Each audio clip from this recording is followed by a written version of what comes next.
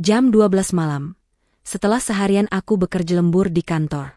Saat pulang aku disambut dengan tamparan dan teriakan dari suamiku di depan teman-temannya. Lihat sudah jam berapa ini. Dasar perempuan murahan. Cepat sana masak, wanita tak berguna, bikin malu tamuku saja. Aku hanya diam, dan pura-pura masuk ke dalam dapur lalu menyusun sebuah rencana besar. 5 menit kemudian, seorang pria misterius datang mengetuk pintu. Saat suami membuka pintunya, dia langsung syok histeris. Karena pria itu adalah... Sebelum ceritanya dimulai, silahkan tulis di kolom komentar dari daerah mana saja teman-teman yang menonton cerita ini. Jangan lupa like dan subscribe agar channel ini bisa semakin berkembang dan bisa mempersembahkan cerita yang lebih menarik lagi. Jam dinding digital di lobi kantor baru saja berganti angka menjadi pukul 12 malam, tepat ketika Destina melangkahkan kakinya keluar dari gedung pencakar langit itu. Suasana jalanan ibu kota sudah mulai lengang, hanya menyisakan beberapa kendaraan yang melaju kencang membelah kesunyian malam. Tubuh wanita itu terasa remuk redam. Bahunya kaku setelah seharian penuh duduk menghadapi tumpukan berkas dan layar komputer, mengurusi masalah perusahaan yang sedang menghadapi audit besar-besaran. Sebagai seorang istri yang berbakti, ia tidak pernah mengeluh, meskipun rasa lelah itu seolah menggerogoti tulang-tulangnya. Ia merapatkan jaketnya, menghalau angin malam yang menusuk, sambil membetulkan letak hijabnya yang sedikit miring tertiup angin. Dalam benaknya, ia hanya membayangkan kasur empuk dan kehangatan selimut di rumah. Ia berharap suaminya sudah tidur, atau setidaknya menyambutnya dengan senyuman kecil, meski harapan itu terdengar semakin mustahil belakangan ini. Taksi yang ditumpanginya berhenti tepat di depan pagar rumah minimalis 2 lantai yang dibelinya 3 tahun lalu. Lampu ruang tamu masih menyala terang benderang, bahkan dari luar pagar, ia bisa mendengar suara gelak tawa laki-laki yang berisik. Hati Destina mencelos. Ia tahu apa artinya ini. Burhan, suaminya, pasti sedang membawa teman-temannya lagi ke rumah. Destina menghela napas panjang, mencoba menata hatinya agar tetap sabar. Ia membuka pintu pagar dengan perlahan, berharap tidak menarik perhatian, namun suara tawa dari dalam rumah semakin keras terdengar seiring langkahnya mendekati pintu utama. Ia memutar kunci, mendorong pintu kayu jati itu, dan pemandangan di hadapannya membuat rasa lelahnya seketika berubah menjadi rasa sesak yang menghimpit dada. Ruang tamu yang tadi pagi ia rapikan dengan teliti kini tampak seperti kapal pecah. Bungkus makanan ringan berserakan di mana-mana, gelas-gelas bekas minuman manis dan kopi berjejer kotor di atas meja, dan asap rokok mengepul tebal membuat udara di ruangan itu terasa pengap dan menyesakan. Burhan duduk di sofa tengah bak seorang raja, dikelilingi oleh 3 orang temannya yang juga terlihat berantakan. Mereka tertawa terbahak-bahak membahas sesuatu yang tidak penting, sama sekali tidak peduli dengan jam yang sudah menunjukkan tengah malam. Kehadiran Destina di ambang pintu seketika menghentikan tawa mereka. Hening menyergap ruangan itu selama beberapa detik, namun bukan keheningan yang ramah, melainkan keheningan yang penuh dengan tatapan meremehkan. Burhan menoleh, matanya yang merah karena kurang tidur menatap tajam ke arah istrinya.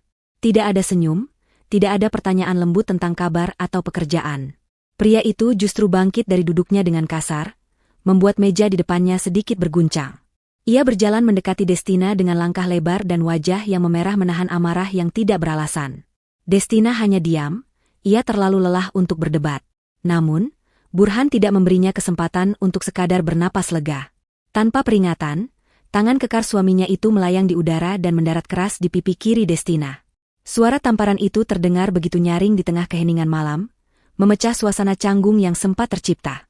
Kepala Destina tertoleh ke samping akibat kerasnya benturan itu. Rasa perih dan panas seketika menjalar di pipinya, namun rasa sakit di hatinya jauh lebih besar. Ia memegang pipinya yang mulai terasa berdenyut, menatap suaminya dengan pandangan tidak percaya. Belum sempat ia mengucapkan sepatah kata pun, Burhan sudah mulai berteriak dengan nada tinggi, jarinya menunjuk-nunjuk tepat di depan wajah Destina. Lihat sudah jam berapa ini, dasar perempuan murahan. Teriak Burhan dengan suara menggelegar yang mungkin terdengar hingga ke rumah tetangga. Ia tidak peduli bahwa teman-temannya menonton adegan itu. Justru, ia tampak ingin memamerkan kekuasaannya sebagai seorang suami di depan mereka. Kita sudah duduk di sini kelaparan, tidak ada makanan. Kamu ini istri macam apa? Pulang larut malam keluyuran tidak jelas. Sementara suamimu dan tamu-tamu terhormat ini dibiarkan kelaparan. Cepat sana masak, wanita tak berguna. Kamu hanya bikin malu aku saja di depan tamuku. Teman-teman Burhan yang duduk di sofa kembali tertawa. Kali ini tawa mereka terdengar mengejek dan merendahkan.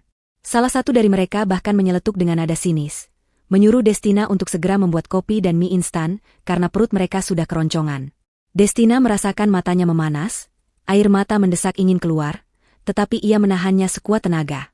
Ia tidak akan menangis di depan manusia-manusia yang tidak punya hati ini. Ia tidak akan membiarkan mereka melihatnya hancur. Destina menarik napas dalam-dalam, menegakkan punggungnya, dan menatap Burhan sekilas. Tatapan itu bukan tatapan takut seperti biasanya, melainkan tatapan dingin yang kosong. Tanpa mengucapkan satu patah kata pun, Destina melangkah melewati Burhan.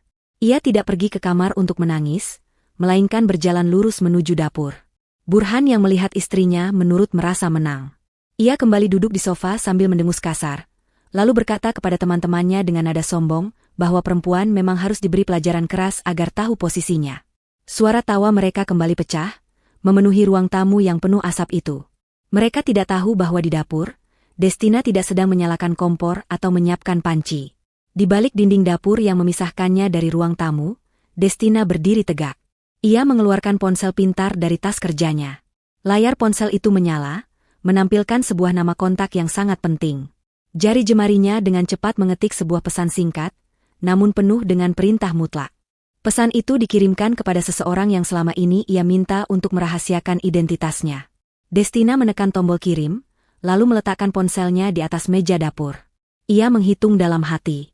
Ia tahu orang itu sedang berada di kawasan yang sama, karena ada pertemuan bisnis di hotel dekat sini. 5 menit. Hanya butuh 5 menit untuk mengubah malam ini menjadi neraka bagi Burhan. Destina tidak bergerak untuk memasak. Ia hanya berdiri diam, mendengarkan celotehan Burhan di ruang depan yang semakin menjadi-jadi membicarakan keburukan istrinya sendiri. Burhan bercerita bahwa Destina hanyalah staf biasa yang gajinya numpang lewat, dan segala kemewahan di rumah ini adalah hasil jerih payah Burhan sebagai manajer. Kebohongan demi kebohongan meluncur mulus dari mulut Burhan. Destina tersenyum miris. Kesabarannya yang selama ini ia bangun bertahun-tahun runtuh malam ini. Tamparan tadi adalah batas akhirnya. Ia sudah cukup memberi kesempatan, sudah cukup merendah. Tepat 5 menit kemudian, suara ketukan pintu terdengar. Ketukan itu bukan ketukan tamu biasa, melainkan ketukan yang tegas, berirama, dan penuh wibawa. Suara tawa di ruang tamu terhenti seketika. Burhan mengerutkan kening, bingung siapa yang bertamu di jam 12 malam lewat 5 menit ini. Mungkin tetangga yang protes karena suara berisik, pikirnya. Dengan wajah garang, Burhan bangkit lagi dari sofa, siap untuk melabrak siapapun yang berani mengganggu kesenangannya. Ia berjalan menghentak-hentak menuju pintu utama, membuka kunci, dan menarik gagang pintu dengan kasar. Siapa sih malam-malam ganggu orang? Bentak Burhan saat pintu terbuka lebar. Namun, kalimat selanjutnya tercekat di tenggorokan. Matanya membelalak lebar, mulutnya terbuka sedikit namun tidak ada suara yang keluar. Tubuhnya yang tadi tegak menantang kini seketika menyusut, bahunya turun, dan wajahnya pucat pasi seolah darah berhenti mengalir di kepalanya. Di hadapannya berdiri seorang pria parubaya dengan setelan jas rapi yang sangat mahal, dikawal oleh 2 orang berbadan tegap di belakangnya. Pria itu menatap Burhan dengan tatapan tajam dan dingin, tatapan seorang penguasa yang melihat ke arah bawahannya yang tidak berharga. Itu adalah Pak Harmanto, pemilik perusahaan raksasa tempat Burhan bekerja.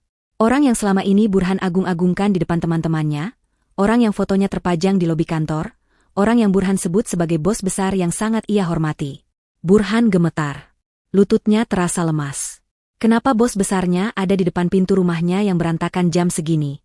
Burhan mencoba tersenyum, sebuah senyum kaku yang menyedihkan, berusaha menyapa bosnya dengan hormat. Namun, Pak Harmanto bahkan tidak melirik Burhan 2 kali. Pria itu melangkah masuk begitu saja, menggeser tubuh Burhan dengan bahunya, dan berjalan lurus melewati ruang tamu yang kotor itu. Tujuannya bukan Burhan, melainkan arah dapur tempat Destina berdiri menunggu. Pak Harmanto melangkah masuk ke dalam rumah dengan aura yang begitu mendominasi, membuat udara di ruangan itu terasa semakin dingin dan berat. Teman-teman Burhan yang tadinya duduk santai dengan kaki diangkat ke atas meja, seketika menurunkan kaki mereka dengan panik. Mereka saling pandang dengan wajah bingung dan ketakutan, mengenali sosok pria berwibawa itu dari cerita-cerita Burhan yang sering membual tentang kedekatannya dengan sang pemilik perusahaan. Mereka berdiri kaku, tidak berani bersuara, bahkan untuk sekadar bernapas pun rasanya sulit.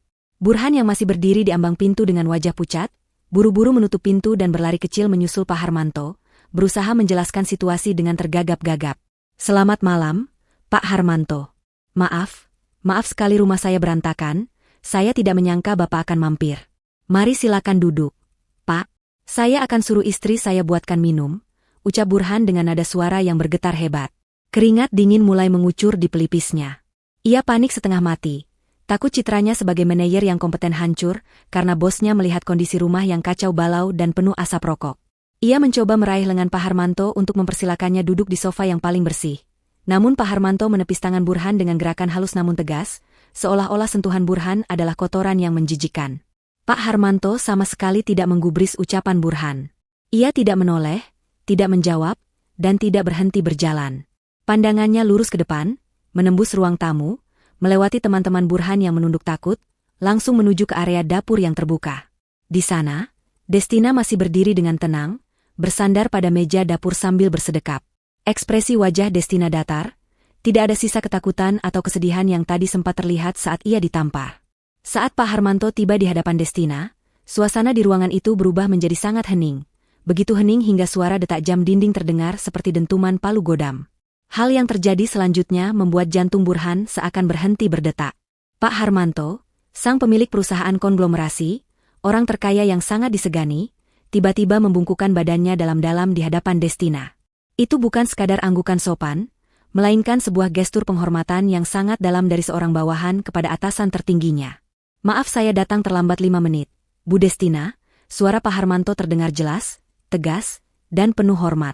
Perintah Ibu sudah kami laksanakan. Tim audit sudah bergerak, dan semua akses sudah kami tutup sesuai instruksi Ibu barusan. Burhan ternganga. Matanya membulat sempurna, hampir keluar dari kelopaknya. Ia menoleh ke kiri dan ke kanan, memastikan ia tidak sedang bermimpi buruk. Ia menatap teman-temannya yang juga sama syoknya. Pikirannya berputar kacau, tidak mampu mencerna apa yang baru saja dilihat dan didengarnya. Bos besarnya membungkuk pada istrinya. Istrinya yang ia sebut tak berguna. Istrinya yang ia anggap hanya staf administrasi rendahan. Pak, Bapak salah orang, itu Destina, Pak. Dia cuma istri saya. Dia cuma karyawan biasa di kantor Bapak. Burhan memberanikan diri menyela, suaranya parau dan terdengar putus asa. Ia mencoba tertawa kecil, tawa yang sumbang dan gila, berharap ini semua hanya lelucon aneh. Destina itu tidak tahu apa-apa, Pak. Dia bahkan tidak becus masak. Mungkin Bapak salah alamat atau salah mengenali orang. Pak Harmanto perlahan menegakkan tubuhnya, lalu memutar badannya menghadap Burhan. Kali ini, tatapan Pak Harmanto benar-benar menusuk, penuh dengan kemarahan yang tertahan. Ia mengeluarkan sebuah map tebal berwarna hitam dari dalam tas kerjanya dan menyerahkannya kepada Destina, bukan kepada Burhan. Destina menerima map itu dengan tenang, membukanya perlahan, dan membaca lembar pertama dengan tatapan teliti. Sementara itu, Pak Harmanto menunjuk wajah Burhan. Tutup mulutmu, Burhan, bentak Pak Harmanto. Suaranya tidak keras, tapi penuh tekanan yang membuat nyali Burhan menciut seketika. Kamu yang tidak tahu apa-apa. Orang yang berdiri di depanmu ini, Ibu Destina, adalah pemilik saham mayoritas tunggal di perusahaan tempat kamu bekerja. Beliau adalah putri kandung dari pendiri perusahaan, pewaris sah seluruh aset yang selama ini kamu nikmati. Posisi manajer yang kamu banggakan itu diberikan atas tanda tangan Ibu Destina, karena dia kasihan melihat suaminya yang pengangguran dulu merengek minta pekerjaan. Kata-kata itu menghantam Burhan lebih keras daripada pukulan fisik. Lututnya benar-benar menyerah, ia jatuh terduduk di lantai keramik yang dingin. Otaknya mencoba menyangkal, tapi fakta-fakta mulai tersusun di kepalanya. Bagaimana Destina selalu tenang saat ia membual tentang pekerjaan, bagaimana karirnya melesat naik dengan mudah tanpa prestasi yang jelas, dan bagaimana rumah mewah ini dibeli atas nama Destina. Teman-teman Burhan yang mendengar itu perlahan mulai mundur teratur. Mereka mengambil barang-barang mereka diam-diam, ingin segera kabur dari tempat itu sebelum terkena imbas masalah raksasa ini. Namun, pengawal Pak Harmanto dengan sigap berdiri di depan pintu keluar, memblokir jalan mereka dengan wajah garang. Destina menutup map hitam itu dengan suara blak yang keras. Ia melangkah maju mendekati Burhan yang masih terduduk lemas di lantai. Destina menatap suaminya dari atas, sorot matanya yang biasanya lembut kini berubah menjadi sedingin es di kutub utara. Ia tidak perlu berteriak seperti Burhan. Harismanya sebagai pemilik kekuasaan yang sesungguhnya kini terpancar keluar, membuat sosoknya terlihat begitu agung dan menakutkan di mata Burhan. Kamu bilang kamu lapar, Mas? Tanya Destina pelan, namun suaranya menggema di telinga Burhan. Kamu bilang aku wanita tak berguna yang cuma bikin malu? Destina melempar map hitam itu tepat ke wajah Burhan. Kertas-kertas di dalamnya berhamburan keluar, menutupi tubuh Burhan. Itu adalah surat pemecatanmu. Dan surat pembekuan seluruh aset yang kamu pakai. Mobil dinas, kartu kredit perusahaan, tunjangan jabatan, semuanya ditarik per detik ini. Makanlah kertas-kertas itu kalau kamu lapar. Burhan dengan tangan gemetar memungut salah satu kertas yang jatuh di pangkuannya. Di sana tertulis jelas, surat pemutusan hubungan kerja tidak hormat, dengan alasan penyalahgunaan fasilitas dan perilaku tidak etis. Di bagian bawahnya, tertera tanda tangan yang sangat ia kenal. Tanda tangan yang sering ia lihat di dokumen-dokumen penting perusahaan. Namun ia tidak pernah sadar bahwa itu adalah tanda tangan istrinya sendiri. Ia mendongak menatap Destina, air mata mulai menggenang di matanya bukan karena sedih, tapi karena ketakutan yang amat sangat akan kehilangan segala kemewahannya. Destina, sayang, ini tidak mungkin. Kamu bercanda kan? Kita suami istri, sayang. Hartamu hartaku juga, kan? Burhan mencoba merangkak mendekati kaki Destina, berusaha meraih ujung gamis istrinya. Wajahnya yang tadi sombong kini berubah menjadi wajah pengemis yang menyedihkan. Jangan begini, aku suamimu.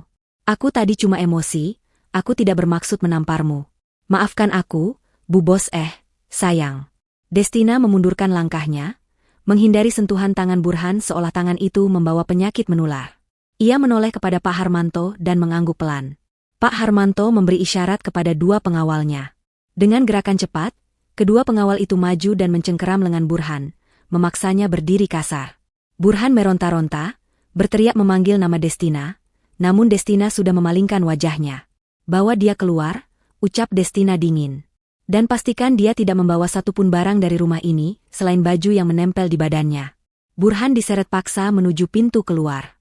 Teman-temannya yang melihat kejadian itu semakin ketakutan, mereka merapat ke dinding, berharap tidak ikut diseret. Tapi mata Destina kini beralih kepada mereka. Tatapan tajam di balik hijabnya membuat nyali mereka ciut. Kalian juga, kata Destina singkat. Teman-teman Burhan langsung berlarian keluar rumah begitu pengawal menyingkir dari pintu, meninggalkan Burhan yang sedang meronta-ronta di halaman depan, berteriak histeris memanggil nama istrinya yang kini telah berubah menjadi mimpi buruk terbesarnya. Suasana di halaman depan rumah mewah itu berubah menjadi tontonan drama yang memalukan. Burhan masih meronta-ronta dalam cengkraman dua pengawal berbadan tegap yang menyeretnya keluar dari pintu utama. Kakinya menendang-nendang udara, mencoba mencari pijakan untuk menahan tubuhnya agar tidak terbuang dari istana yang selama ini ia banggakan. Teriakan-teriakannya memecah keheningan malam, membuat beberapa lampu rumah tetangga mulai menyala satu persatu.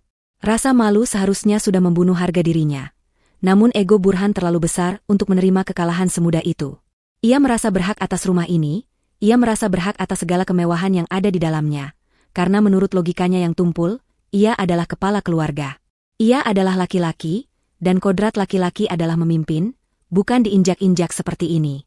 Napasnya memburu, matanya melotot liar mencari sosok Destina yang masih berdiri anggun di ambang pintu, menatapnya tanpa belas kasihan. Lepaskan aku, bentak Burhan kepada pengawal yang memegangi lengannya. Ia memutar tubuhnya sekuat tenaga, hingga berhasil melepaskan satu tangannya. Dengan napas terengah-engah, ia menunjuk arah Destina dengan jari telunjuk yang gemetar karena amarah.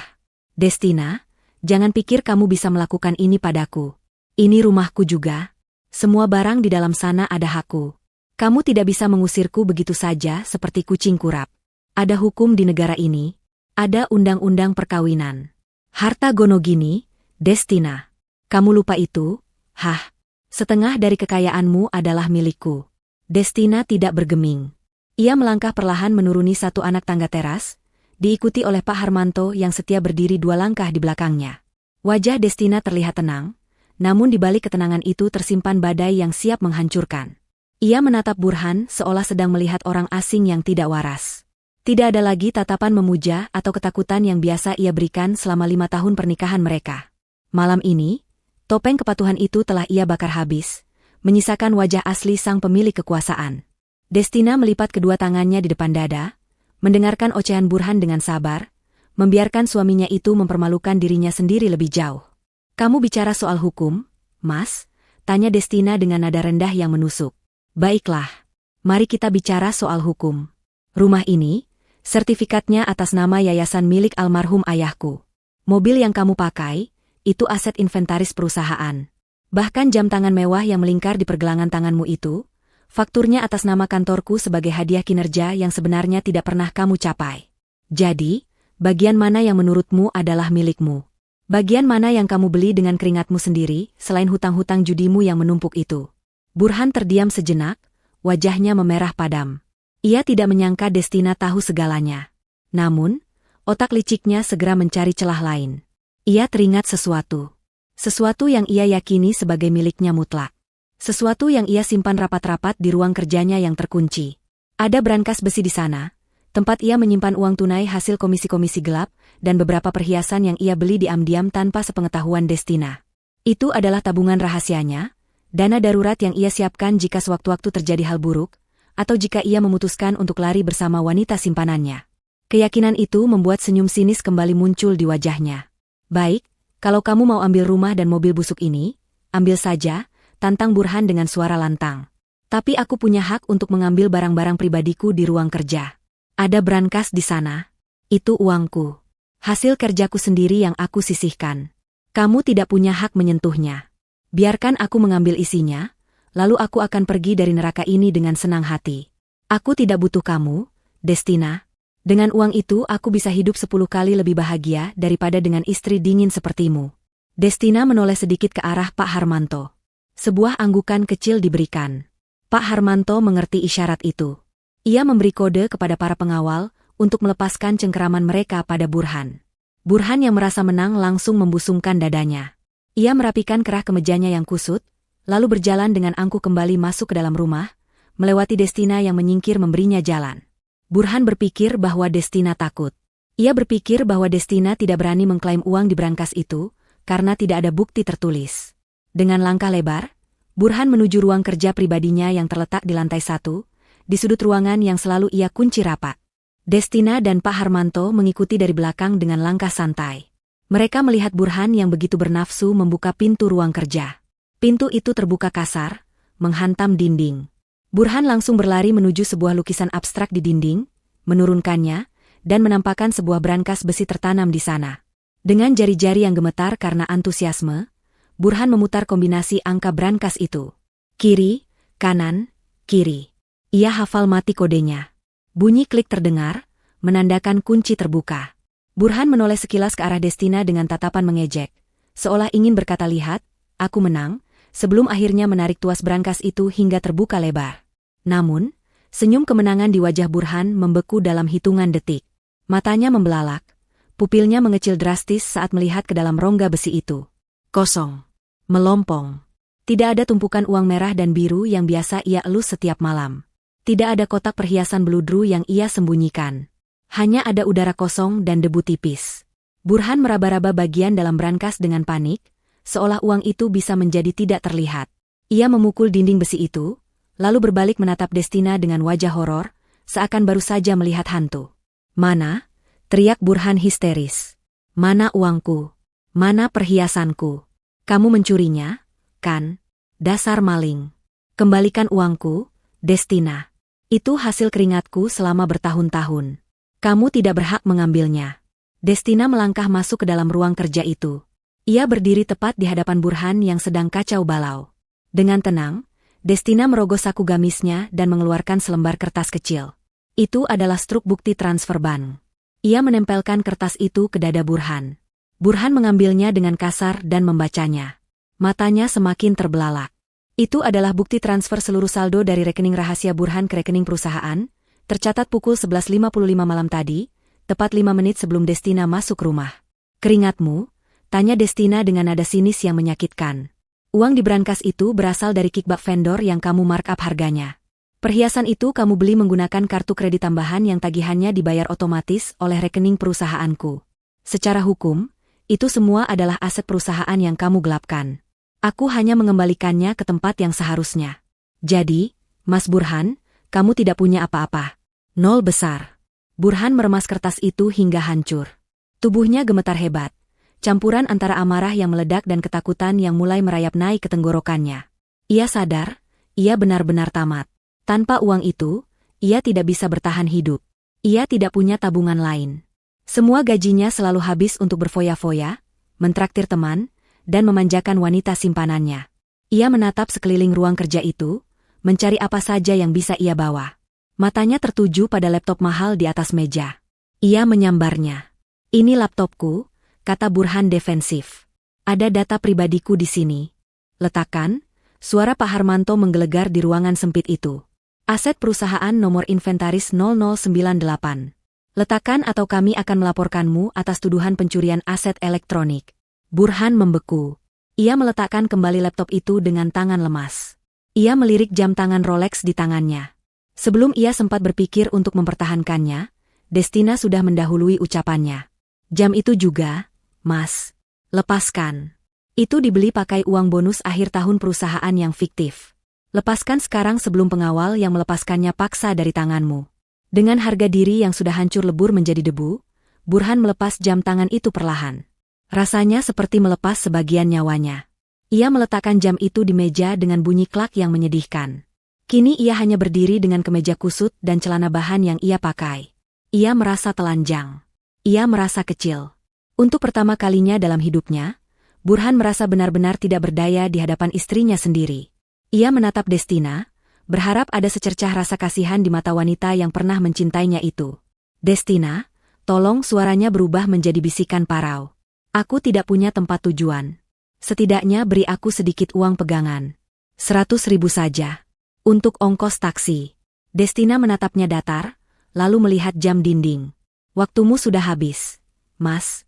10 menit sudah berlalu. Tanpa aba-aba lagi, dua pengawal tadi masuk dan kembali mencengkeram lengan Burhan. Kali ini tidak ada perlawanan. Tenaga Burhan sudah habis disedot oleh kenyataan pahit.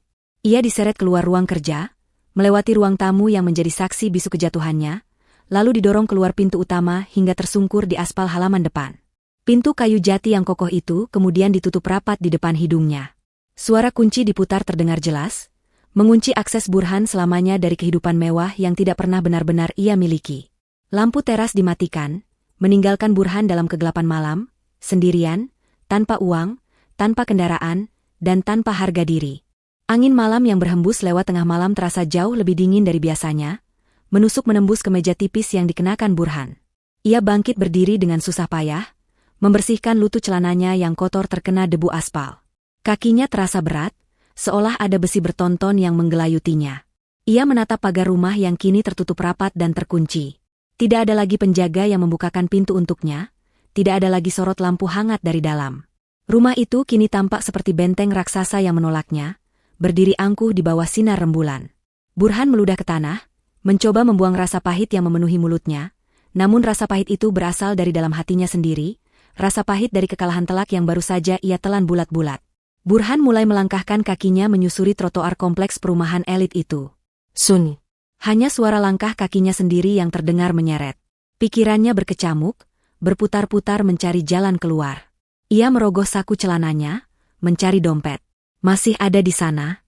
Dengan tangan gemetar, ia membukanya di bawah keremangan lampu jalan. Ada beberapa kartu kredit platinum dan kartu debit prioritas berjejer rapi. Sempat ada secercah harapan di hatinya. Mungkin Destina hanya menggertak. Tidak mungkin dia bisa memblokir semuanya secepat itu. Kan? Ban butuh proses.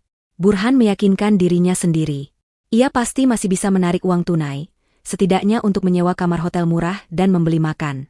Perutnya mulai perih karena lapar, mengingatkannya bahwa ia belum makan malam karena menunggu masakan Destina yang tak kunjung datang tadi. Ia mempercepat langkahnya menuju minimarket 24 jam yang ada di ujung jalan kompleks. Cahaya terang dari minimarket itu seperti mercusuar harapan baginya. Burhan masuk dengan langkah tergesa, mengabaikan tatapan kasir yang melihat penampilannya yang berantakan. Ia langsung mengambil 2 botol air mineral besar, sebungkus roti, dan 1 bungkus rokok. Ia butuh nikotin untuk menenangkan sarafnya yang tegang. Dengan percaya diri, ia meletakkan barang-barang itu di meja kasir dan mengeluarkan kartu kredit utamanya, kartu berwarna hitam yang selalu ia pamerkan pada teman-temannya. Silakan, Mas, kata kasir itu sambil memasukkan kartu ke mesin EDC. Burhan menunggu dengan tidak sabar, mengetuk-ngetukkan jarinya di meja kaca. Namun, suara B panjang yang menyebalkan terdengar dari mesin itu. Kasir itu mengerutkan kening, mencoba menggosok chip kartu dan memasukkannya lagi. Sekali lagi, suara penolakan itu terdengar. Maaf, Pak. Kartunya declinet. Keterangannya, pick up card, atau disita. Apa ada kartu lain? Tanya kasir itu dengan sopan namun curiga. Wajah Burhan memerah. Ia menyambar kartu itu dan menyimpannya, lalu mengeluarkan kartu debit dari bank berbeda. Coba yang ini, katanya ketus. Pasti mesin kamu yang rusak. Kasir itu mencoba lagi. Hasilnya sama. Transaksi ditolak. Burhan mencoba kartu ketiga, keempat, hingga kartu terakhir. Semua ditolak. Saldo nol atau diblokir. Antrean di belakang Burhan mulai panjang, dan orang-orang mulai berbisik-bisik. Rasa malu yang tadi ia rasakan di rumah kini terulang kembali di tempat umum. Burhan merasa telinganya panas. Ia menyadari bahwa ancaman Destina bukan main-main. Wanita itu benar-benar memiskinkannya secara total dan instan. Pak, jadi beli tidak? Kalau tidak, tolong minggir, antreannya panjang, tegur seorang pelanggan di belakangnya. Burhan membanting barang belanjaannya di meja kasir. Tidak jadi. Mesin kalian jelek. Bentaknya kasar, menutupi rasa malunya dengan amarah, lalu bergegas keluar dari minimarket itu tanpa membawa apa-apa. Kini rasa lapar dan haus semakin menyiksanya. Ia kembali berjalan tanpa tujuan di trotoar yang sepi. Satu-satunya harapan yang tersisa di benaknya kini adalah perempuan itu.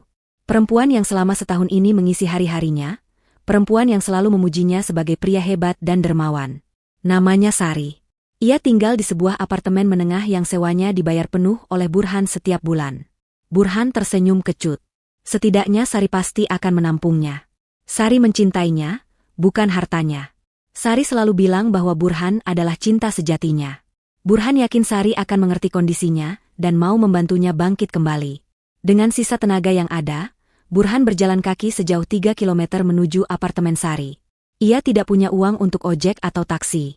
Kakinya lecet, keringat membasahi punggungnya, namun bayangan pelukan hangat Sari membuatnya terus melangkah. Setelah hampir 1 jam berjalan kaki, Burhan sampai di lobi apartemen Sari. Kakinya gemetar kelelahan. Ia mencoba masuk, namun dicegat oleh petugas keamanan lobi. Maaf Pak, mau kemana? Tanya satpam itu curiga melihat penampilan Burhan yang kusut. Saya mau ke unit 1205. Ibu Sari. Saya suaminya, jawab Burhan berbohong, meski biasanya satpam di sini mengenalnya karena ia sering datang membawa mobil mewah. Tapi malam ini, tanpa mobil mewah dan jas rapi, satpam itu tampak pangling.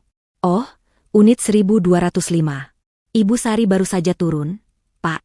Itu beliau di depan lobi, sedang menunggu taksi online sepertinya, tunjuk satpam itu ke arah pintu kaca. Burhan menoleh dan melihat sosok wanita cantik yang sangat ia kenal sedang berdiri di samping 2 koper besar. Itu Sari.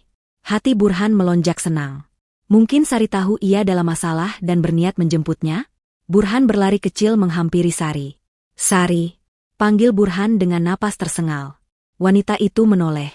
Wajah cantiknya yang biasanya dihiasi senyum manja, kini berubah drastis saat melihat Burhan. Tatapannya dingin, jijik, dan kesal. Ia tidak membalas panggilan Burhan, justru membuang muka dan sibuk melihat ponselnya. Sari, ini aku, Burhan. Kenapa kamu bawa koper? Kita mau kemana? Tanya Burhan bingung, mencoba meraih tangan Sari. Sari menepis tangan Burhan kasar. Jangan sentuh aku. Kita? Tidak ada. Kita, lagi, Mas. Aku mau pindah. Dan tolong jangan ikuti aku lagi. Burhan terperangah. Apa maksudmu? Kenapa tiba-tiba begini? Aku baru saja diusir Destina. Aku butuh tempat tinggal sementara, Sar. Aku sedang ada masalah sedikit dengan keuangan, tapi ini cuma sementara. Aku pasti bangkit lagi. Kamu mau menemaniku kan? Sari tertawa, sebuah tawa yang kering dan meremehkan. Masalah sedikit? Mas, semua kartu kredit tambahan yang kamu kasih ke aku mati total 1 jam yang lalu. Apartemen ini, pemiliknya baru saja meneleponku bilang sewa bulan depan dibatalkan, dan aku harus keluar malam ini juga karena pembayarannya ditarik kembali oleh pihak bank pengirim. Kamu itu sudah bangkrut, Mas. Miskin. Tapi aku pikir kamu mencintaiku. Sar, kamu bilang kamu tidak peduli soal uang? Burhan bertanya dengan suara yang terdengar menyedihkan bahkan di telinganya sendiri.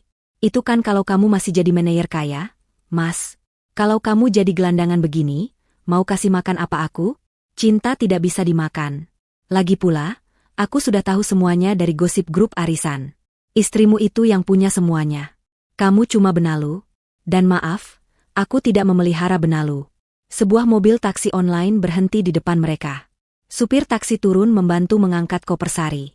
Burhan mencoba menahan Sari, memohon-mohon, namun Sari mendorong dada Burhan hingga ia terhuyung ke belakang. Minggir. Jangan pernah hubungi aku lagi. Nomor kamu sudah aku blokir, ucap Sari Ketus sebelum masuk ke dalam mobil dan membanting pintu. Burhan berdiri mematung di pinggir jalan, menyaksikan lampu belakang mobil itu menjauh dan menghilang di tikungan. Ia benar-benar sendirian sekarang. Langit di atasnya tampak gelap gulita tanpa bintang. Rasa lapar di perutnya kini bercampur dengan rasa perih yang luar biasa di dadanya. Ia telah membuang berlian demi kerikil, dan kini kerikil itu pun membuangnya. Burhan merosot duduk di trotoar yang dingin, memeluk lututnya sendiri. Di kejauhan, suara anjing menggonggong menyahuti kesedihannya. Ia meraba sakunya, berharap menemukan sisa uang receh, tapi yang ia temukan hanyalah bungkus rokok kosong yang sudah penyok. Malam itu, di jalanan Jakarta yang kejam, Burhan belajar arti kata, sebatang kara, dengan cara yang paling menyakitkan. Namun di sudut hatinya yang paling gelap, dendam mulai tumbuh. Ia tidak terima diperlakukan seperti ini. Ia teringat cerita lama tentang harta karun keluarga mertuanya di villa tua. Jika ia tidak bisa memiliki harta Destina secara sah, ia akan merebutnya dengan cara kotor. Sebuah rencana jahat mulai tersusun di otak putus asanya. Fajar belum menyingsing, langit masih gelap gulita menyelimuti kota yang mulai terlelap dalam keheningan paling sunyi. Burhan berjalan terseok-seok menyusuri pinggiran jalan raya antar kota. Kakinya yang terbiasa melangkah di atas lantai marmer beralas sepatu kulit mahal kini melepuh dan berdarah di balik sepatu kerjanya yang mulai kotor oleh lumpur. Rasa lapar yang tadinya perih kini berubah menjadi rasa mual yang konstan, namun ada satu hal yang membuat kakinya terus bergerak maju, yaitu dendam. Di dalam kepalanya yang kacau, satu-satunya tujuan hidupnya saat ini adalah Villa Lembah Hijau. Itu adalah properti tua milik keluarga mendiang ayah Destina yang terletak di kaki gunung, sekitar 20 km dari pusat kota. Burhan teringat percakapan samar beberapa tahun lalu antara Destina dan ibunya tentang sebuah kotak penyimpanan rahasia di bawah lantai kamar utama villa tersebut. Saat itu, mereka berbicara tentang dokumen aset yang sangat berharga dan sertifikat tanah yang belum dibalik nama. Burhan yakin, jika ia bisa mendapatkan dokumen itu, ia bisa memeras Destina atau menjualnya di pasar gelap properti untuk mendapatkan modal awal kehidupannya kembali. Perjalanan menuju villa itu adalah siksaan fisik yang belum pernah Burhan rasakan seumur hidupnya. Ia harus menumpang bak terbuka sebuah truk pengangkut sayur yang melintas dini hari demi menghemat tenaga, berdesakan dengan keranjang-keranjang kol yang bau tanah. Supir truk itu menurunkannya di persimpangan jalan setapak menuju villa dengan tatapan curiga, namun Burhan tidak peduli. Ia turun dan melanjutkan perjalanan mendaki jalan berbatu yang licin karena embun pagi. Dinginnya udara pegunungan menusuk tulang rusuknya, menembus kemeja tipisnya yang kini kusut dan bau keringat. Namun, bayangan akan kekayaan yang tersimpan di villa itu menghangatkan darahnya. Ia membayangkan wajah Destina yang akan memucat saat tahu Burhan memegang kartu as keluarga mereka. Imajinasi liar itu membuatnya tersenyum menyeringai di tengah kegelapan hutan pinus yang mengapit jalan menuju villa. Sesampainya di gerbang villa Lembah Hijau, Burhan disambut oleh pemandangan bangunan tua bergaya kolonial yang tampak angker dan tidak terurus. Rumput liar tumbuh tinggi menutupi halaman, ket dinding mengelupas di sana-sini, dan jendela-jendelanya tertutup rapat oleh debu tebal. Burhan melompati pagar besi berkarat dengan napas memburu. Ia tidak punya kunci, tapi itu bukan masalah bagi orang yang sedang putus asa. Ia memutari bangunan itu, mencari celah masuk. Di bagian belakang dekat dapur, ia menemukan jendela kayu yang engselnya sudah lapuk. Dengan menggunakan batu kali yang cukup besar, Burhan memukul bingkai jendela itu beberapa kali hingga kayunya retak dan terbuka paksa. Suara retakan kayu terdengar nyaring memecah kesunyian hutan, membuat burung-burung gagak terbang kaget dari dahan pohon. Burhan memanjat masuk ke dalam villa dengan susah payah, mengabaikan goresan kayu tajam yang melukai lengannya. Aroma debu dan kayu lapuk langsung menyergap hidungnya begitu kakinya menapak lantai dalam. Ruangan itu gelap gulita, hanya diterangi sedikit cahaya bulan yang masuk dari celah jendela yang ia rusak tadi. Burhan meraba-raba saku celananya, mengeluarkan korek api gas yang selalu ia bawa untuk merokok. Ia menyalakan apinya, menciptakan pendar cahaya kecil yang berkedip-kedip. Bayangan perabot tua yang tertutup kain putih terlihat seperti hantu yang sedang mengawasi, namun Burhan menepis rasa takutnya. Ia berjalan cepat menuju tangga utama, naik ke lantai 2 tempat kamar utama berada. Langkah kakinya bergaung di lantai kayu, menciptakan irama menyeramkan di rumah kosong itu. Di kamar utama, Burhan langsung berlutut di lantai. Ia ingat betul deskripsi lokasi penyimpanan itu. Di bawah tempat tidur kayu jati besar, tepat di papan lantai ketiga dari dinding sebelah kiri. Burhan menggeser tempat tidur berat itu sekuat tenaga, otot-otot lengannya menegang sakit karena ia belum makan, namun adrenalin memberinya kekuatan ekstra. Setelah tempat tidur tergeser, ia mulai mengetuk-ngetuk lantai kayu dengan kepalan tangannya. Duk, duk, Duk. Suaranya padat. Ia pindah ke papan sebelahnya. Duk, duk, tak. Suara itu berbeda. Ada rongga di bawahnya.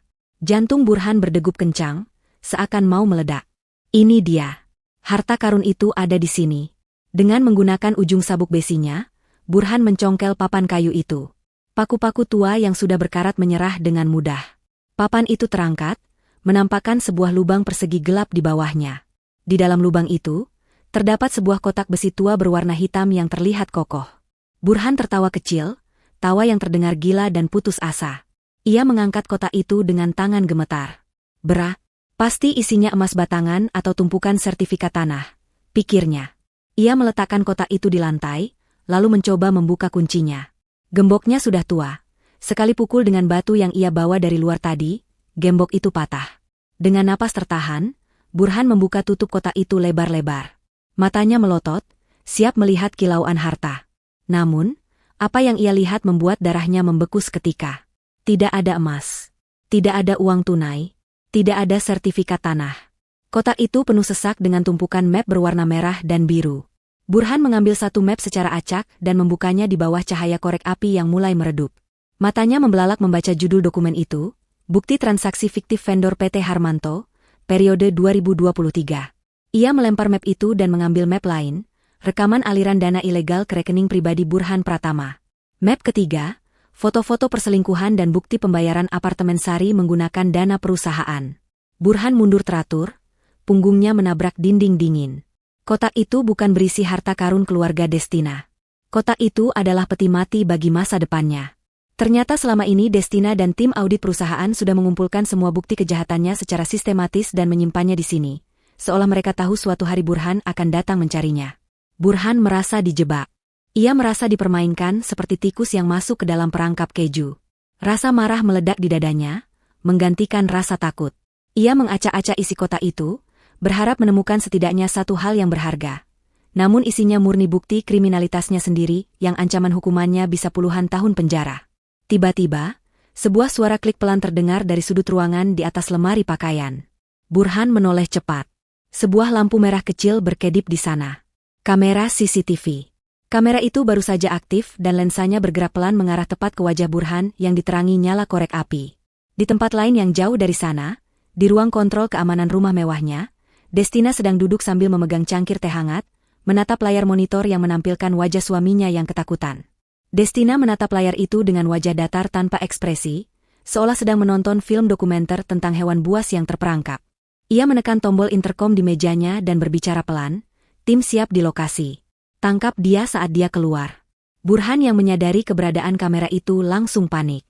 Ia melempar batu di tangannya ke arah kamera, namun meleset. Ia sadar ia sedang diawasi. Bukti-bukti ini tidak boleh ada. Jika polisi melihat ini, ia akan habis. Ia harus menghilangkan jejak. Otak kriminalnya bekerja cepat di bawah tekanan. Villa ini terbuat dari kayu tua yang kering. Satu percikan api bisa memusnahkan semuanya, termasuk kotak sialan ini dan semua bukti di dalamnya. Burhan menatap korek api di tangannya. Senyum gila kembali terukir di bibirnya. Jika ia tidak bisa memiliki harta ini, dan jika ia harus hancur, ia akan menyeret bukti-bukti ini menjadi abu bersamanya. Kepanikan telah mengambil alih akal sehat Burhan sepenuhnya, mengubahnya menjadi sosok yang nekat dan berbahaya. Ia tidak lagi peduli pada konsekuensi jangka panjang, yang ada di benaknya hanyalah insting purba untuk bertahan hidup dengan cara menghancurkan ancaman di depan mata. Tumpukan dokumen di dalam kotak besi itu adalah ancaman nyata yang bisa mengirimnya membusuk di penjara seumur hidup. Ia menatap kertas-kertas itu dengan tatapan penuh kebencian, seolah kertas-kertas itulah yang bersalah atas nasib buruk yang menimpanya, bukan keserakahannya sendiri. Tangan Burhan yang memegang korek api gas gemetar hebat, bukan karena dingin, melainkan karena lonjakan adrenalin yang membanjiri pembuluh darahnya. Ia harus membakar semuanya. Villa tua ini, kotak bukti ini, dan segala kenangan tentang kehancurannya harus lenyap menjadi debu. Burhan mulai mengumpulkan kertas-kertas bukti itu, meremasnya menjadi bola-bola kertas agar lebih mudah terbakar, lalu menumpuknya di tengah ruangan kamar yang lantainya terbuat dari kayu parket kering. Ia juga menarik kain gorden jendela yang berdebu dan melemparkannya ke atas tumpukan kertas itu sebagai pemantik api yang lebih besar. Napasnya memburu, matanya liar menatap sekeliling mencari benda lain yang mudah terbakar. Ia menemukan botol minyak tanah tua di sudut ruangan, sisa dari lampu tempel antik yang sudah lama tidak dinyalakan. Tanpa pikir panjang, ia menyiramkan sisa minyak tanah itu ke atas tumpukan dokumen dan gorden. Bau menyengat minyak tanah seketika memenuhi ruangan, bercampur dengan bau apek debu tua, menciptakan aroma kematian yang pekat. Selamat tinggal, bukti sialan, desis Burhan dengan suara parau. Ia memantik korek apinya. Lidah api kecil berwarna biru dan jingga menari-nari tertiup angin dari jendela yang pecah. Dengan gerakan cepat, ia melemparkan korek api yang menyala itu ke tumpukan kertas yang sudah basah oleh minyak. Wush! Api seketika menyambar dengan ganas, menjilat tinggi ke udara dalam hitungan detik. Panas yang menyengat langsung menerpa wajah Burhan, memaksanya mundur beberapa langkah. Cahaya oranye terang kini menerangi seluruh ruangan yang tadinya gelap gulita, menciptakan bayangan-bayangan mengerikan yang menari di dinding. Suara kerta api yang melahap kertas dan kayu tua terdengar, seperti musik kemenangan di telinga Burhan.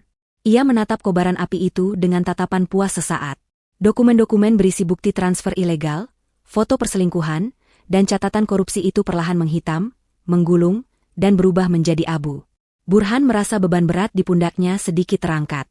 Tanpa bukti fisik, Destina tidak akan bisa menuntutnya seberat itu, pikirnya naif. Ia merasa telah menang satu langkah. Namun, api itu tidak hanya memakan dokumen. Lidah api mulai merambat ke lantai kayu yang kering kerontang, menjalar ke dinding, dan menyambar rangka tempat tidur. Asap hitam tebal mulai mengepul, memenuhi ruangan dengan cepat, membuat Burhan terbatuk-batuk hebat. Ia sadar ia tidak bisa berlama-lama di sana. Villa ini adalah jebakan maut yang siap runtuh menimpanya. Burhan berbalik dan berlari keluar kamar, menuruni tangga kayu yang mulai terasa panas. Di belakangnya, suara gemuruh api yang membesar terdengar semakin menakutkan, seperti raungan naga yang sedang marah. Ia tersandung di anak tangga terakhir, jatuh terguling ke lantai dasar, namun segera bangkit lagi meski lututnya terasa nyeri luar biasa. Asap sudah mulai turun ke lantai bawah, membuat pandangannya kabur dan matanya perih berair. Ia meraba-raba dinding mencari jalan menuju jendela belakang tempat ia masuk tadi. Paru-parunya terasa sesak. Setiap tarikan napas terasa seperti menghirup jarum panas. Ia harus keluar sekarang juga atau ia akan mati terpanggang bersama bukti kejahatannya sendiri. Akhirnya, tangan Burhan menyentuh bingkai jendela yang pecah. Dengan sisa tenaga terakhirnya, ia memanjat keluar, menjatuhkan dirinya ke rumputan basah di halaman belakang villa. Ia berguling menjauh dari dinding bangunan, terbatuk-batuk memuntahkan asap dari paru-parunya, sambil menghirup udara pagi yang dingin dan segar dengan rakus. Ia berhasil. Ia selamat. Burhan menoleh ke belakang, melihat api mulai menjilati atap villa. Cahaya merah menyala menerangi langit subuh yang masih gelap. Senyum licik kembali terukir di wajahnya yang cemong oleh jelaga. Ia berpikir bahwa ia jenius. Tidak ada saksi, tidak ada bukti. Ia bisa mengarang cerita bahwa ia tidak pernah ke sini, atau villa ini terbakar karena korsleting listrik. Burhan bangkit berdiri, membersihkan pakaiannya yang kotor, bersiap untuk melarikan diri menembus hutan sebelum ada penduduk desa yang datang melihat kebakaran. Namun, baru saja ia berbalik badan menghadap ke arah jalan keluar, langkahnya terhenti mendadak. Matanya menyipit, silau oleh sorot lampu sorot yang sangat terang yang tiba-tiba menyala dari arah depan, menembus kegelapan hutan dan menyorot tepat ke arahnya. Bukan hanya satu, tapi 4 lampu sorot mobil menyala bersamaan, memblokir satu-satunya jalan keluar dari halaman villa itu. Burhan mematung. Jantungnya seakan berhenti berdetak. Dari balik silau lampu itu, samar-samar ia melihat siluet beberapa orang berdiri tegak. Suara sirine polisi yang khas meraung pendek, wiu-wiu, memecah keheningan hutan, diikuti oleh suara tegas dari pengeras suara. Burhan Pratama, jangan bergerak. Anda sudah terkepung. Angkat tangan di atas kepala. Kaki Burhan lemas seketika. Ia mengangkat kedua tangannya dengan gemetar. Perlahan, penglihatan matanya mulai beradaptasi dengan cahaya terang itu. Ia melihat 2 mobil patroli polisi dan sebuah mobil sedan hitam mewah yang sangat ia kenal. Pintu belakang mobil sedan itu terbuka. Seorang wanita turun dengan anggun, mengenakan gamis berwarna abu-abu gelap dan hijab senada yang berkibar pelan tertiup angin pagi. Itu Destina. Wajahnya tenang, dingin, dan tidak menunjukkan emosi sedikitpun saat melihat villa tua keluarganya dilalap api di belakang punggung Burhan. Di sebelahnya berdiri Pak Harmanto dan seorang perwira polisi berpangkat tinggi. Destina berjalan mendekat, dikawal oleh polisi, hingga jaraknya hanya beberapa meter dari Burhan. Ia menatap Burhan yang terlihat menyedihkan, kotor, bau asap, dan ketakutan. Tatapan Destina jauh lebih membakar daripada api di belakang sana. Kamu pikir kamu pintar, Mas? Tanya Destina dengan suara datar namun tajam. Membakar bukti? Dokumen di kotak itu hanyalah salinan. Dokumen aslinya sudah aman di brankas kejaksaan sejak kemarin sore. Yang baru saja kamu lakukan hanyalah menambah daftar panjang kejahatanmu. Burhan ternganga, mulutnya terbuka tapi tidak ada suara yang keluar. Kebodohannya terasa menampar wajahnya sendiri berulang kali. Ia baru saja membakar villa kosong hanya untuk memusnahkan fotokopi kertas, dan dalam prosesnya, ia menyerahkan dirinya sendiri ke dalam perangkap yang lebih dalam. Pak Polisi, lanjut Destina sambil menoleh ke arah perwira di sampingnya. Bapak lihat sendiri kan?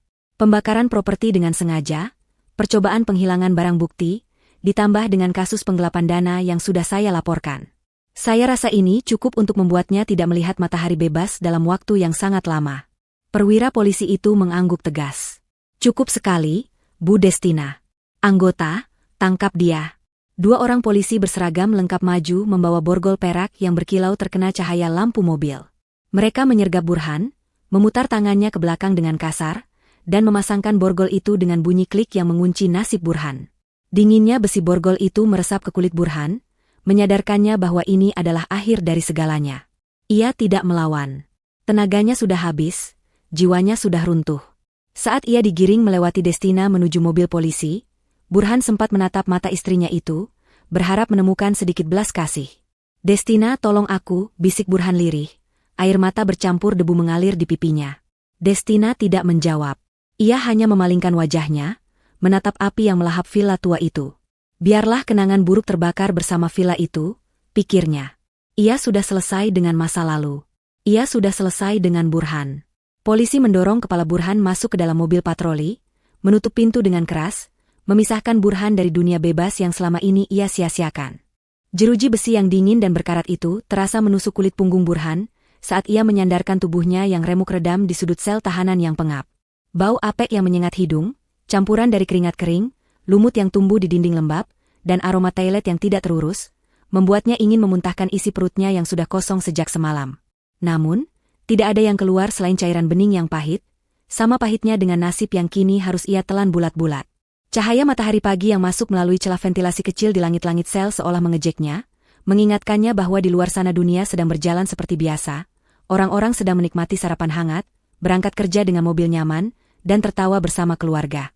Sementara dia, Burhan Pratama, mantan manajer yang disegani, kini meringkuk seperti tikus got yang terperangkap dalam kotak beton sempit berukuran 3 kali 4 meter. Ia tidak sendirian di sana. Di sudut lain, seorang tahanan bertato naga yang sedang tidur mendengkur keras, membuat nyali Burhan semakin ciut. Ia menarik kakinya, memeluk lutut erat-erat, mencoba melindungi dirinya dari dinginnya lantai semen yang tidak beralas tikar sedikitpun. Pikiran Burhan berkecamuk hebat, melompat-lompat dari rasa takut menjadi amarah, lalu berubah menjadi penyangkalan yang menyedihkan. Ia masih tidak percaya bahwa hidupnya bisa berbalik 180 derajat, hanya dalam waktu kurang dari 6 jam. Semalam ia masih duduk di sofa empuk rumah mewahnya, memerintah istrinya, dan tertawa bersama teman-temannya.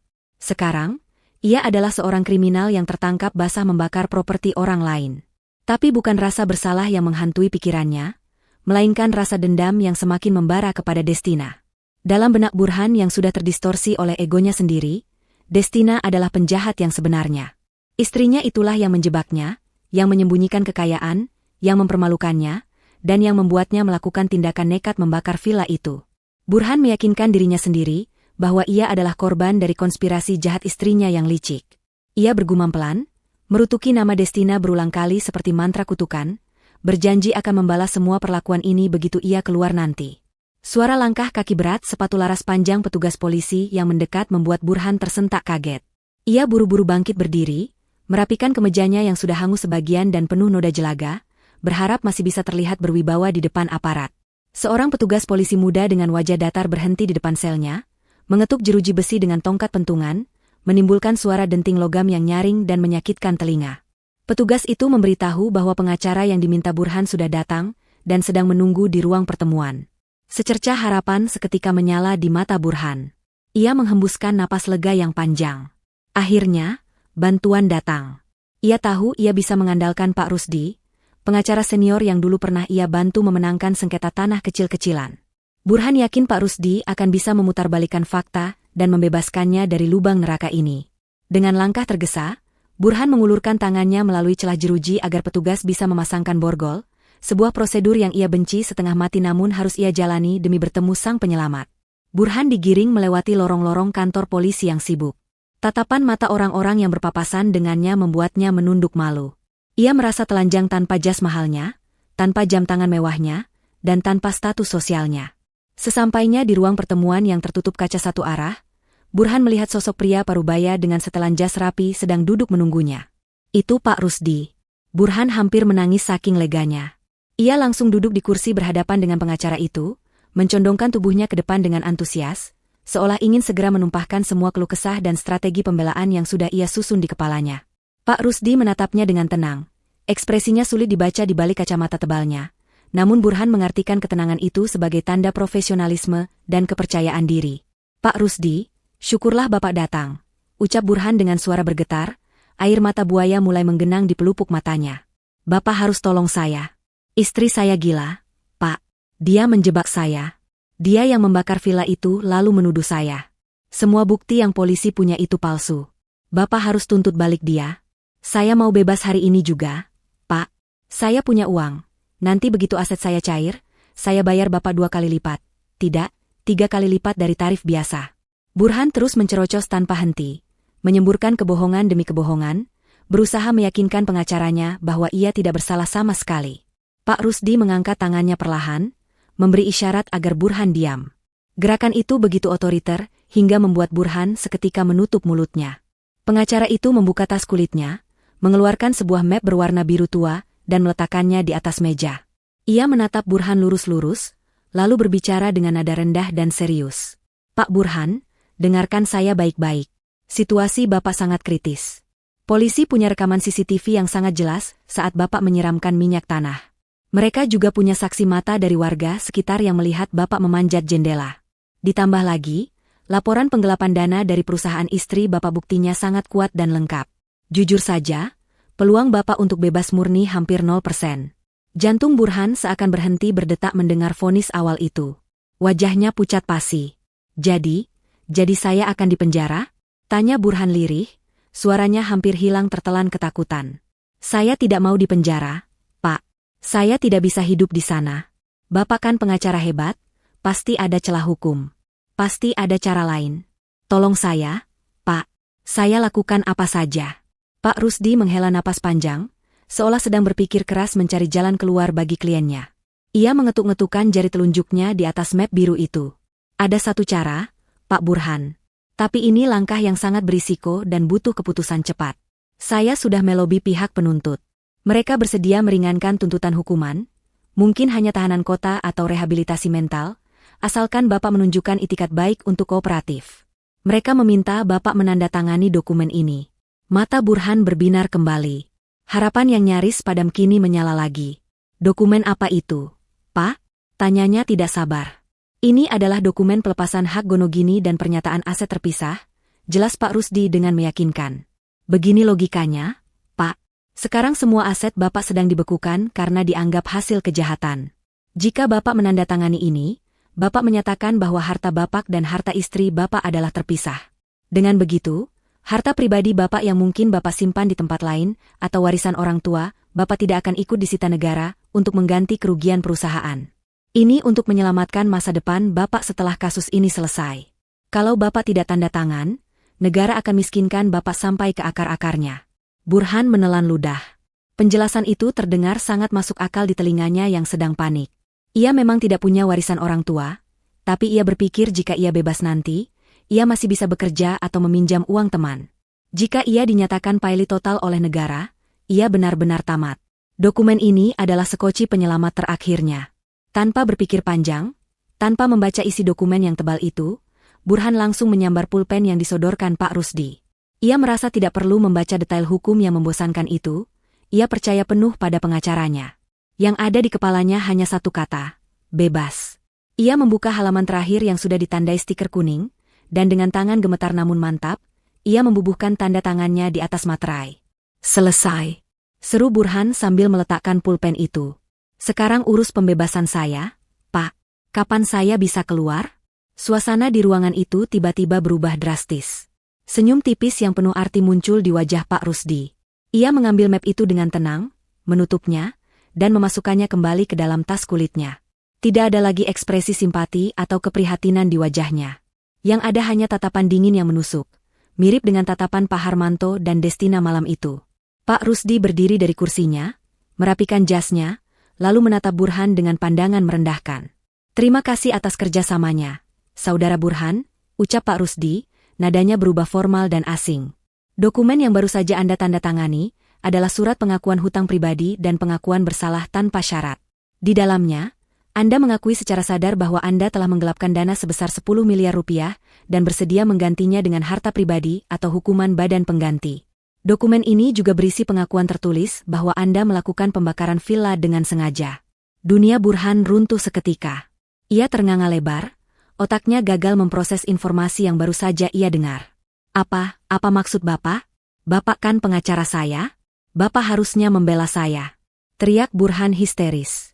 Ia mencoba bangkit berdiri untuk meraih tas Pak Rusdi, namun borgol yang mengikat tangannya ke meja menahannya. "Saya memang pengacara," jawab Pak Rusdi tenang sambil berjalan menuju pintu. "Tapi sejak pagi ini, surat kuasa saya sudah dicabut karena Anda tidak mampu membayar jasa saya. Dan kebetulan, firma hukum saya adalah konsultan hukum tetap untuk PT Harmanto. Jadi secara teknis, saya mewakili kepentingan Ibu Destina untuk mendapatkan pengakuan tertulis ini agar proses hukum Anda berjalan lebih cepat dan efisien. Selamat menikmati hari-hari Anda di sel, Pak Burhan." "Tidak. Penipu. Kau penipu." Burhan berteriak sekuat tenaga, wajahnya memerah padam karena amarah yang meledak-ledak. Urat-urat lehernya menonjol keluar saat ia meronta-ronta di kursinya, mencoba melepaskan diri. Ia merasa dibodohi, dikhianati, dan dihancurkan sehancur-hancurnya.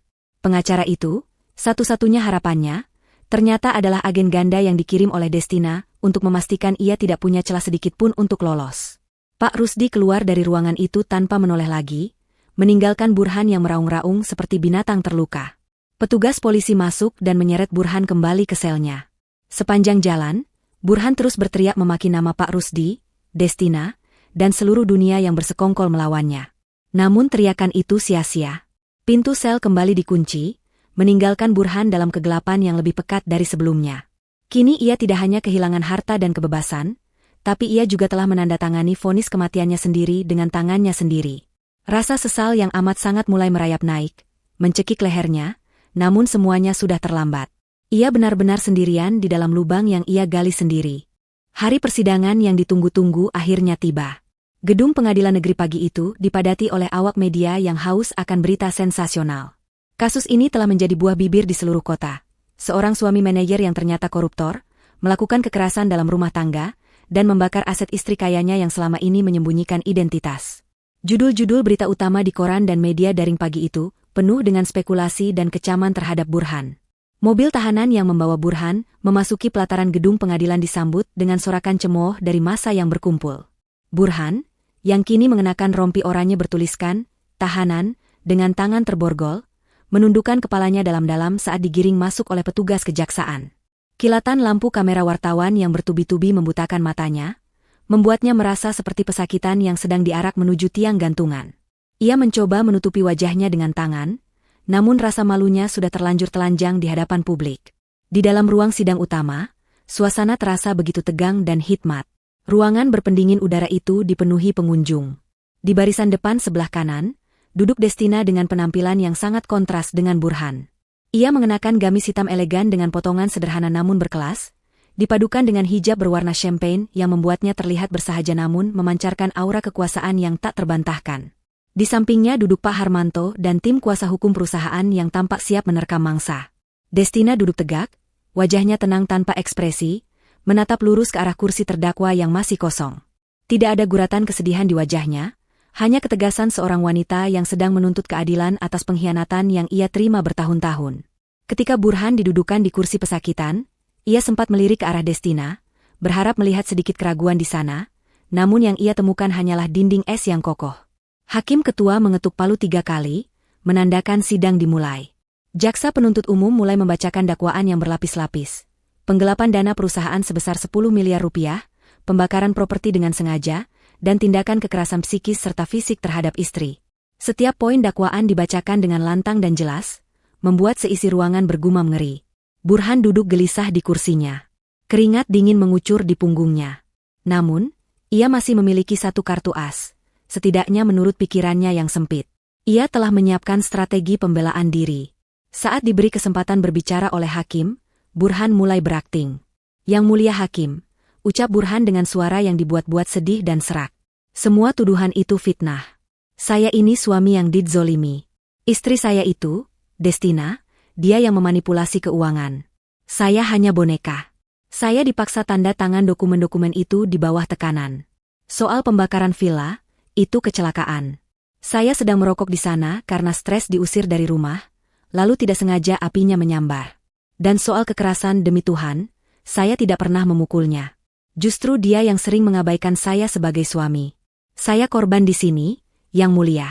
Sandiwara Burhan cukup meyakinkan bagi sebagian orang yang tidak tahu fakta sebenarnya. Ia menangis terseduh-seduh, mencoba memancing simpati hakim.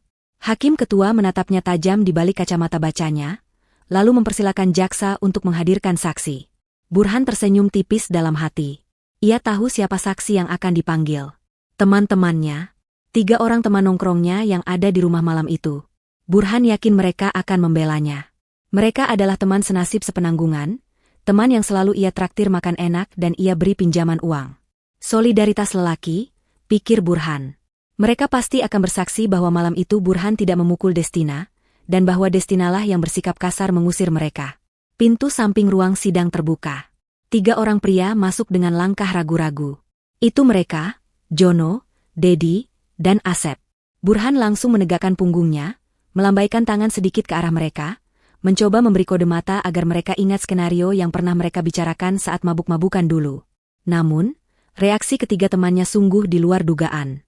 Mereka tidak membalas tatapan Burhan. Mereka justru menunduk dalam-dalam, menghindari kontak mata, dan berjalan cepat menuju kursi saksi dengan wajah pucat dan ketakutan. Perasaan tidak enak mulai merayap di perut Burhan. Kenapa mereka terlihat begitu takut? Kenapa mereka tidak tersenyum padanya? Saksi pertama, Jono, disumpah di bawah kitab suci. Jaksa mulai bertanya. Saudara saksi, apakah benar pada malam tanggal sekian, Anda berada di rumah terdakwa? Benar, Pak Jaksa, jawab Jono pelan. Suaranya hampir tidak terdengar. Coba ceritakan apa yang sebenarnya terjadi malam itu. Apakah terdakwa melakukan kekerasan terhadap istrinya, saudari Destina? Jono terdiam sejenak. Ia melirik takut-takut ke arah Destina yang duduk tenang, lalu melirik ke arah tim pengacara perusahaan yang menatapnya tajam. Jono tahu, jika ia berbohong di sini, ia bisa terseret kasus kesaksian palsu dan ikut di penjara. Belum lagi ancaman gugatan perdata dari perusahaan raksasa Pak Harmanto yang bisa memiskinkannya 7 turunan. Solidaritas pertemanan tidak sebanding dengan masa depannya sendiri. Iya, Pak, jawab Jono akhirnya dengan suara gemetar. Malam itu, Burhan memang menampar istrinya. Keras sekali. Saya melihatnya sendiri. Burhan terlonjak dari kursinya. Bohong. Dia bohong, Yang Mulia. Jono, kenapa kamu bicara begitu? Kita kan teman, teriak Burhan kalap. Hakim mengetuk palu keras-keras, memerintahkan Burhan untuk duduk dan tenang, atau akan dikeluarkan dari ruang sidang. Burhan kembali duduk dengan napas memburu, matanya menatap nanar ke arah Jono. Pengkhianatan ini terasa lebih menyakitkan daripada tamparan fisik. Jaksa melanjutkan pertanyaannya. Apakah ada bukti lain yang bisa mendukung kesaksian Anda? Dedi, teman yang satunya, mengangkat tangan dengan ragu. Saya punya videonya. Malam itu saya iseng merekam pakai HP saya karena suasana sedang ribut. Saya pikir lucu-lucuan, tapi ternyata terekam semua saat Burhan memukul Mbak Destina. Hening. Seluruh ruang sidang menahan napas. Jaksa meminta ponsel Dedi dan menyerahkannya kepada petugas teknis untuk disambungkan ke layar proyektor besar di tengah ruangan. Burhan merasa darahnya surut dari wajahnya. Video? Ada video? Ia tidak pernah menyadari ada yang merekamnya. Layar proyektor menyala. Gambar di sana sedikit goyang dan buram, tapi audionya sangat jelas. Terlihat ruang tamu yang berantakan, asap rokok mengepul, dan sosok Burhan yang berdiri arogan. Dalam video itu, terdengar jelas suara teriakan Burhan, lihat sudah jam berapa ini dasar perempuan murahan. Kita sudah duduk di sini kelaparan tidak ada makanan. Cepat sana masak wanita tak berguna. Lalu, gerakan tangan Burhan yang cepat, diikuti suara plak. yang sangat nyaring. Kamera menyorot wajah Destina yang tertoleh ke samping, lalu menatap dingin tanpa menangis. Video berakhir dengan tawa mengejek dari teman-teman Burhan sendiri. Ruang sidang gempar. Suara gumaman marah terdengar dari kursi pengunjung. "Cih, laki-laki macam apa itu?" seru seorang ibu-ibu di barisan belakang. "Tidak tahu malu?" timpal yang lain. Hakim ketua menggelengkan kepalanya dengan tatapan jijik yang tidak ditutup-tutupi. Wajah Burhan di video itu terlihat begitu kejam, sombong, dan menjijikan. Sangat kontras dengan wajah memelas yang ia tampilkan di awal sidang tadi. Topeng, korban, yang ia pakai hancur lebur seketika di hadapan bukti digital yang tak terbantahkan. Burhan merasa bumi seolah runtuh menimpanya. Ia menatap teman-temannya di kursi saksi dengan tatapan membunuh. "Pengkhianat? Kalian semua pengkhianat. Kalian juga ikut tertawa malam itu. Kenapa cuma aku yang disalahkan?" teriak Burhan frustrasi. Ia mencoba berdiri lagi, hendak menyerang Dedi, namun dua petugas polisi dengan sigap menahan bahunya dan memaksanya duduk kembali dengan kasar. Teman-teman Burhan hanya menunduk semakin dalam. Di hadapan hukum dan kekuasaan, persahabatan mereka yang dibangun di atas dasar hura-hura ternyata serapuh kerupuk. Mereka memilih menyelamatkan diri sendiri dan mengorbankan Burhan sebagai tumbal. Destina, yang sedari tadi diam, kini menatap layar proyektor itu dengan pandangan yang sulit diartikan. Itu adalah rekaman masa lalunya, bukti penderitaannya, yang kini menjadi senjata pamungkas untuk mengakhiri segalanya. Ia menoleh perlahan ke arah Burhan. Tatapan mereka bertemu. Tidak ada kata yang terucap. Namun mata Destina seolah berkata, "Inilah hasil yang kau tanam, Mas. Sekarang nikmatilah panen rayanya." Persidangan hari itu ditutup dengan posisi Burhan yang terpojok habis-habisan. Tidak ada lagi celah untuk lari. Bukti penggelapan sudah ditandatangani, bukti kekerasan sudah ditayangkan, dan bukti pembakaran sudah diamankan. Saat Burhan digiring keluar ruang sidang untuk kembali ke sel tahanan, tidak ada lagi sorakan wartawan. Yang ada hanya keheningan yang mencemooh, tatapan jijik dari masyarakat yang melihatnya sebagai sampah tak berguna. Burhan berjalan dengan kaki diseret, air matanya menetes bukan karena tobat, tapi karena menyadari bahwa hidup mewahnya benar-benar sudah tamat, dan neraka duniawinya baru saja dimulai. Suasana di dalam ruang sidang utama pengadilan negeri terasa begitu mencekam hari itu, seolah oksigen di udara perlahan menipis, menyisakan ketegangan yang menyesakkan dada bagi siapapun yang hadir di sana. Sinar matahari siang yang terik menembus kaca jendela tinggi gedung tua itu, menyoroti debu-debu yang berterbangan di udara, menciptakan atmosfer dramatis yang sunyi senyap. Ratusan pasang mata tertuju pada satu titik di tengah ruangan, pada sosok pria yang duduk merosot di kursi pesakitan dengan kepala tertunduk dalam. Burhan Pratama, nama yang dulu ia banggakan sebagai simbol kesuksesan semu, kini terdengar seperti lelucon pahit di telinganya sendiri.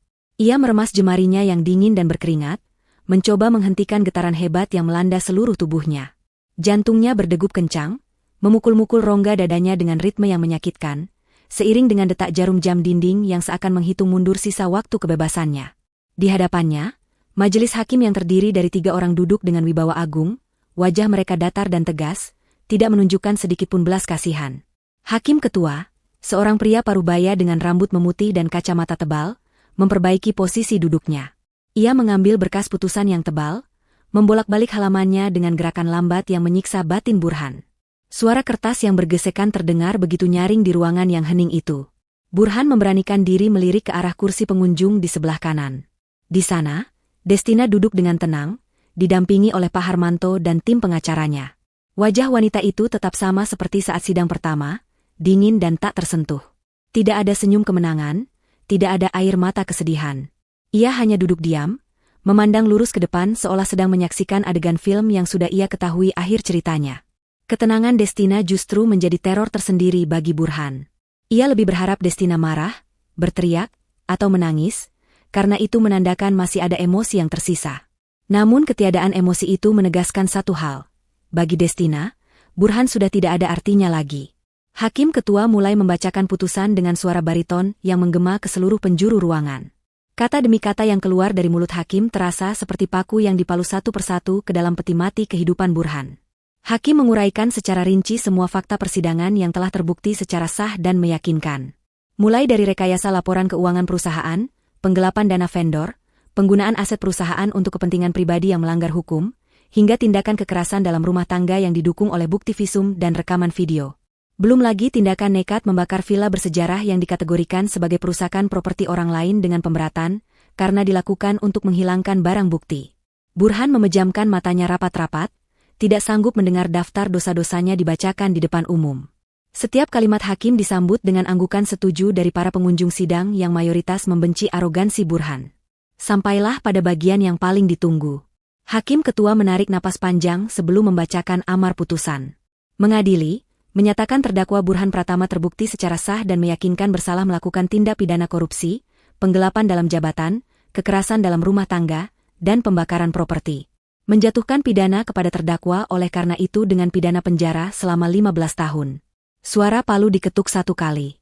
Toh, Burhan tersentak, napasnya tercekat. 15 tahun.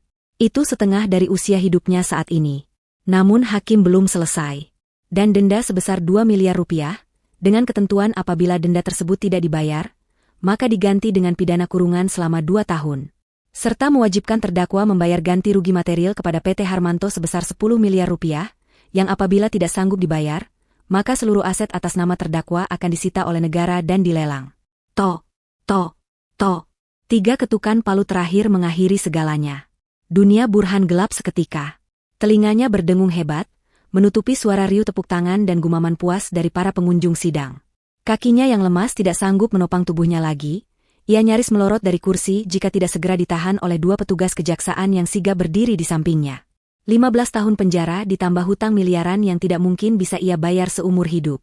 Itu artinya ia akan membusuk di dalam sel sampai tua, dan keluar sebagai pengemis papa yang tidak punya apa-apa. Ia menoleh liar ke arah Destina, berharap ada keajaiban, berharap istrinya itu akan berdiri dan memohon keringanan pada hakim. Namun Destina sudah berdiri, merapikan gamisnya, dan berbalik badan berjalan menuju pintu keluar tanpa menoleh sedikit pun ke arah Burhan. Punggung wanita itu menjauh, semakin kecil, dan akhirnya menghilang di balik pintu kayu raksasa, membawa serta sisa harapan hidup Burhan. Proses selanjutnya berjalan seperti mimpi buruk yang kabur. Burhan digiring keluar ruang sidang, melewati kerumunan wartawan yang mencejarnya dengan pertanyaan tajam, lalu dimasukkan kembali ke mobil tahanan yang panas dan pengap.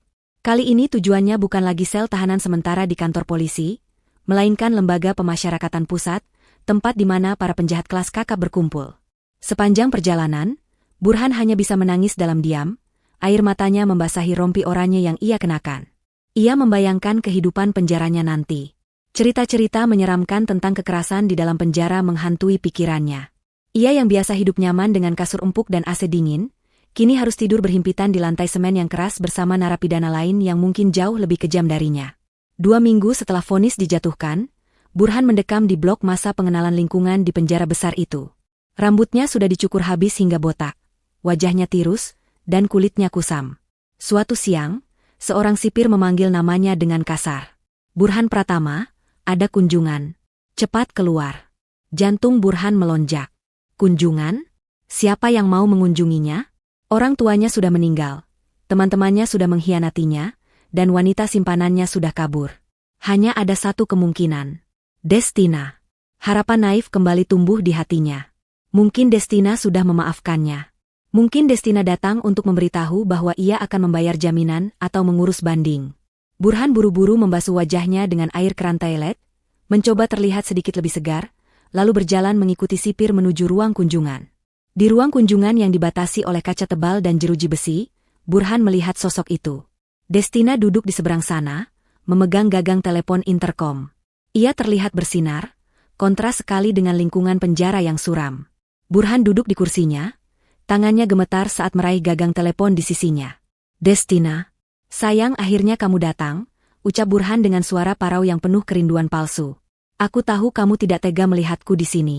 Tolong aku, Des. Keluarkan aku dari sini. Aku tidak kuat. Di sini mengerikan. Makanannya basi, orang-orangnya jahat. Aku janji, demi Tuhan aku janji, kalau aku keluar nanti aku akan jadi suami yang baik. Aku akan cuci kakimu setiap hari. Aku akan jadi budakmu. Tolong bicara sama pengacara Pak Harmanto, cabut tuntutannya, Des. Aku mohon. Destina menatap Burhan dengan pandangan yang sulit diartikan. Ada rasa kasihan, tapi bukan kasihan karena cinta, melainkan kasihan seperti melihat binatang yang terluka parah namun tidak bisa diselamatkan.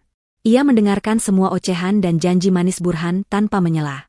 Setelah Burhan selesai menangis dan memohon, Destina baru membuka mulutnya. Suaranya terdengar jernih melalui speaker telepon. Aku datang ke sini bukan untuk membebaskanmu, Mas, kata Destina tenang. Aku datang untuk memberikan ini. Destina menempelkan sebuah amplop coklat besar ke kaca pembatas. Mata Burhan menyipit melihat tulisan di amplop itu, akta cerai.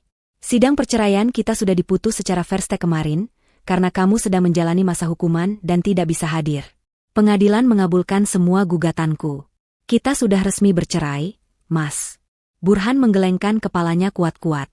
Tidak, tidak mungkin. Aku tidak mau cerai. Kamu istriku. Kamu harus patuh pada suamimu. Jangan tinggalkan aku, Destina. Siapa yang akan mengurusku nanti? Destina menarik kembali amplop itu dan meletakkannya di meja. Suamiku sudah mati, Mas, ucapnya dingin. Suamiku mati tepat di malam jam 12 itu, saat dia lebih memilih memberi makan egonya daripada menghargai istrinya yang lelah bekerja. Pria yang duduk di depanku sekarang hanyalah orang asing. Seorang narapidana yang harus mempertanggungjawabkan perbuatannya. Tapi harta gono gini, Burhan mencoba bernegosiasi lagi, kembali ke sifat aslinya yang serakah. Ingat dokumen yang kamu tanda tangani di kantor polisi? Potong Destina cepat. Kamu sudah melepaskan semuanya. Kamu tidak punya hak atas 1 sen pun uangku. Bahkan, kamu masih berhutang 10 miliar pada perusahaanku.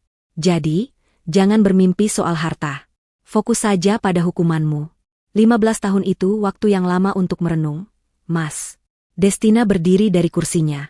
Ia merogoh tas tangannya, mengeluarkan cincin kawin emas putih yang selama ini melingkar di jari manisnya. Ia memandang cincin itu sejenak, cincin yang dulu ia beli dengan uang tabungannya sendiri, karena Burhan beralasan belum punya uang saat melamar. Tanpa ragu, Destina meletakkan cincin itu di atas meja besi di sisi ruangannya, lalu berbalik badan. Destina, tunggu. Jangan pergi. Destina, Burhan berteriak histeris, memukul-mukul kaca pembatas dengan kepalan tangannya, hingga membuat sipir penjara berlari mendekat. Destina tidak berhenti. Ia berjalan mantap menuju pintu keluar, meninggalkan ruang kunjungan yang penuh dengan aura keputusasaan. Langkah kakinya terasa ringan, seolah beban ratusan kilogram baru saja diangkat dari pundaknya. Di belakangnya, suara teriakan Burhan perlahan meredup, tergantikan oleh suara pintu besi berat yang ditutup dan dikunci. Boom! Bunyi itu menjadi penanda akhir dari sebuah babak kehidupan yang kelam, dan awal dari penderitaan panjang bagi sang antagonis yang kini benar-benar sendirian di dunia. 1 tahun kemudian, matahari pagi bersinar hangat menyapa ibu kota, memantulkan cahaya keemasan di dinding kaca gedung pencakar langit tempat kantor pusat PT Harmanto berada. Di lantai teratas, di sebuah ruangan yang didesain dengan gaya minimalis modern namun mewah, Destina berdiri di dekat jendela besar yang menghadap langsung ke panorama kota. Ia memegang cangkir porselen berisi teh melati hangat, menikmati aromanya yang menenangkan. Penampilannya kini jauh lebih segar dan berwibawa. Hijabnya tertata rapi dengan gaya yang elegan, mencerminkan posisinya sebagai CEO yang disegani. Tidak ada lagi lingkaran hitam di bawah matanya, akibat begadang mengurusi pekerjaan sambil menahan batin. Kini, wajahnya memancarkan aura kedamaian dan kebahagiaan yang tulus. Pintu ruangan diketuk pelan. Masuk, ucap Destina lembut. Pak Harmanto melangkah masuk dengan senyum lebar, membawa sebuah tablet di tangannya. Selamat pagi, Bu Destina. Maaf mengganggu waktu santainya. Saya hanya ingin melaporkan hasil rapat pemegang saham tadi. Semua setuju dengan rencana ekspansi Ibu ke pasar internasional. Keuntungan perusahaan triwulan ini naik 30% dibandingkan tahun lalu saat manajemen lama masih mengacau, kata Pak Harmanto dengan nada bangga. Destina tersenyum tipis, meletakkan cangkirnya di meja kerja. Alhamdulillah. Terima kasih, Pak Harmanto. Ini semua berkat kerja keras tim kita yang solid. Oh ya, bagaimana kabar proyek yayasan sosial kita? Berjalan lancar, Bu. Pembangunan rumah singgah untuk korban kekerasan dalam rumah tangga sudah mencapai 80%. Ibu mau meninjaunya minggu depan? Tentu.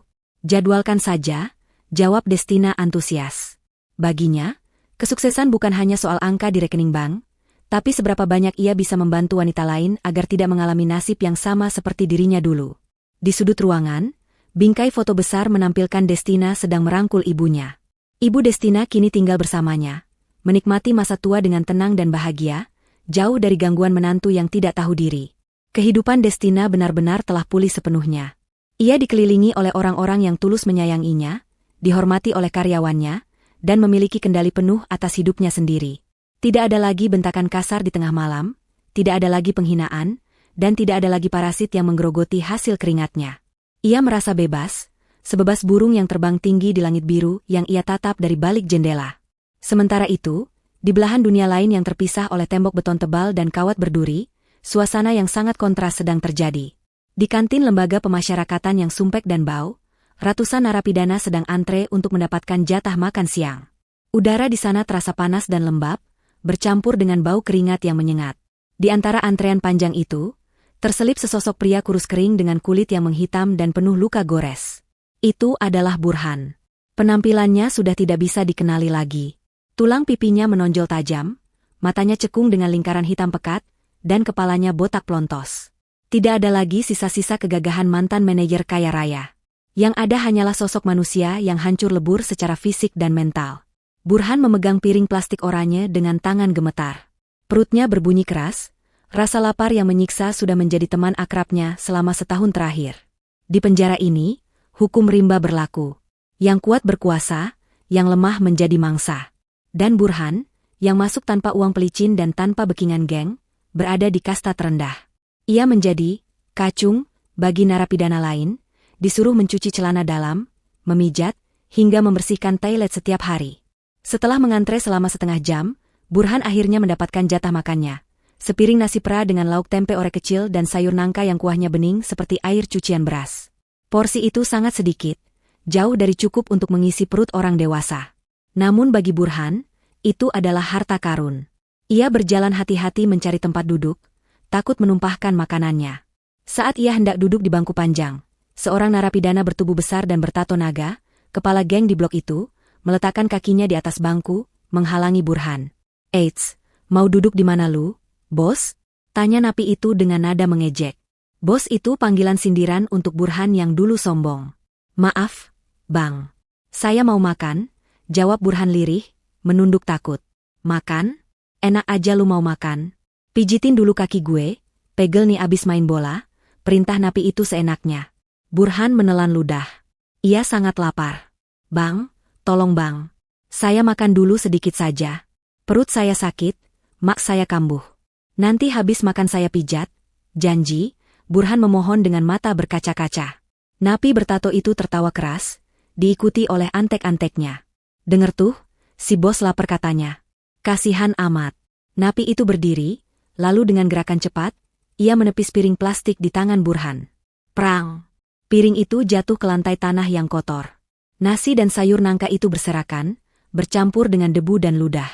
Burhan mematung, menatap makanannya yang hancur dengan tatapan horor. Itu satu-satunya jatah makannya hari ini. Jika ia tidak makan ini, ia harus menunggu sampai besok pagi. Napi itu mendekatkan wajahnya ke wajah Burhan, lalu berteriak lantang di depan semua orang. "Makan sana," katanya, "kau lapar. Dasar laki-laki tak berguna. Bikin sempit kantin aja lu." Dejavu menghantam kepala Burhan dengan keras. Kalimat itu adalah kalimat yang sama persis, kata demi kata, yang ia teriakkan pada Destina malam itu.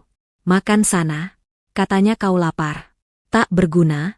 Karma itu nyata, dan ia datang dengan cara yang paling ironis dan menyakitkan. Kata-kata yang dulu ia gunakan untuk menghina istrinya, kini dikembalikan kepadanya oleh seorang kriminal di dalam penjara. Para narapidana lain tertawa terbahak-bahak melihat Burhan yang gemetar. Air mata Burhan tumpah, mengalir deras membasahi pipinya yang kotor. Rasa lapar, rasa malu, dan rasa penyesalan bercampur menjadi satu adonan pahit yang mencekik lehernya. Ia tidak punya pilihan lain. Perutnya terlalu sakit untuk menahan gengsi. Perlahan, dengan sisa harga diri yang sudah diinjak-injak, Burhan berlutut di lantai.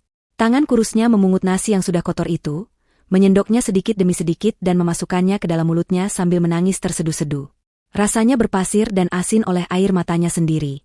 Setiap kunyahan mengingatkannya pada betapa lezatnya masakan Destina yang dulu sering ia cela. Ia teringat betapa hangatnya rumah yang dulu ia miliki. Ia teringat betapa sempurnanya hidupnya sebelum keserakahannya menghancurkan segalanya. Kini, ia hanyalah seorang pria yang memakan sampah di lantai, persis seperti apa yang ia tuduhkan pada istrinya dulu, tak berguna. Adegan berpindah kembali ke kantor mewah Destina. Matahari mulai terbenam, menciptakan semburat oranye dan ungu yang indah di ufuk barat. Destina membereskan meja kerjanya, bersiap untuk pulang ke rumah di mana ibunya sudah menunggu untuk makan malam bersama. Ia mengambil tasnya,